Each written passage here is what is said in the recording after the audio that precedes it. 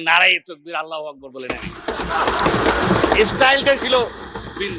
আওয়ামী লীগের বিবেচনায় যারা যারা দরিদ্র তাদেরকে সোশ্যাল সেফটি নেটওয়ার্কের মধ্যে নিয়ে আসছে, অর্থাৎ ধনীরা এই সমস্ত সেফটি নেটওয়ার্কের মধ্যে ছিল। এই হয়েছে একটা টোটাল করাপশনের চিত্র।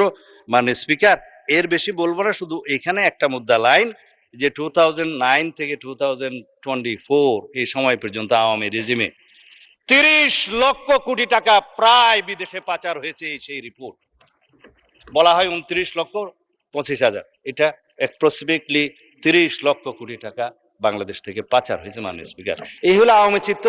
আর আমরা এখানে বাহাস করতেছি কে মুক্তিযোদ্ধা কে মুক্তিযোদ্ধা না।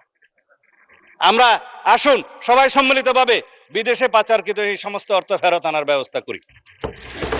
আজকে শুনে আরো খুশি হয়েছে মাননীয় স্পিকার যে বলে যে আমরা তো বিরোধী দল না।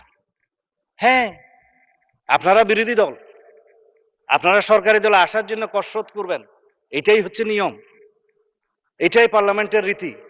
তবে আমি জেনে আরো খুশি হয়েছি যে আপনারা শ্যাডো মিনিস্ট্রি করেছেন, ছায়া মন্ত্রিসভা।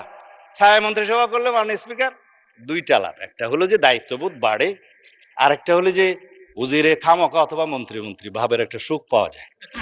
তো আমি অভিনন্দন জানাই যে আসুন আমরা শ্যাডো মিনিস্ট্রি হিসেবে আপনারা ডিক্লেয়ার করুন। কাউন্টার পার্ট হিসেবে আমার বিপরীতে মনে হয় আমার সোজাসুজি আছে হোম মিনিস্টার সাহেব শ্যাডো। আমরা পরস্পর তথ্য বিনিময় করব, আমরা যোগাযোগ রাখবো, কথা বলবো। তবে না, আমি আপনাকে হোম মিনিস্টার খেতাব দেশে সুখী হওয়া দরকার। তো যাই, মানে স্পিকার ব্যাংকের বিষয়ে কথা বলছে, বলে যে না আমাদের কোনো ব্যাংক ট্যাঙ্ক নাই, কিন্তু আবার যখন কথা বলছে তার মধ্যে আবার কৃতিত্ব অন করছে যে কিছু সংখ্যক লোক করেছে, সেটা কৃতিত্ব নিয়েছে এসে। মানে স্পিকার, ব্যাংক টাকা তো ভালো, অস্বীকার করার দরকার কি। তবে শুধুমাত্র দুষ্ট লোকেরা বলে যে কত পার্সেন্ট শেয়ার কার আছে এটা একটু খোলাসা করা দরকার। তাহলে পরে এই যে ব্যাংক দখল হয়েছে মাননীয় স্পিকার, ইন্টারিম গভর্নমেন্টের সময় ব্যাংক দখল হয়েছে আওয়ামী লীগের সময়, দখল হয়েছে, স্টাইলটা একটু ভিন্ন ছিল মাননীয় স্পিকার।